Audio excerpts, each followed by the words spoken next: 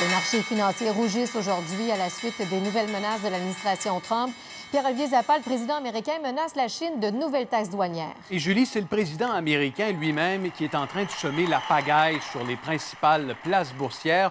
Aujourd'hui, l'attention des investisseurs est rivée sur la relation commerciale entre la Chine et les États-Unis.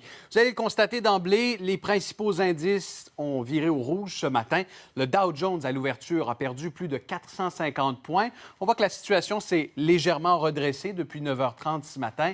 Néanmoins, le président américain, sur Twitter, au cours des dernières heures, y est allé de nouvelles menaces à l'endroit de la Chine. Il a dit que si les négociations continuaient de piétiner sur cette nouvelle entente commerciale, les États-Unis, dès vendredi, allaient imposer des taxes douanières sur plus de 300 milliards de dollars de produits exportés de la Chine vers les États-Unis. Alors, évidemment, ça ébranle les principales places boursières. Pourquoi? Notamment parce qu'il y a de plus en plus de grosses entreprises américaines qui brassent des affaires en Chine. Voyez Nike, par exemple, qui est particulièrement exposé.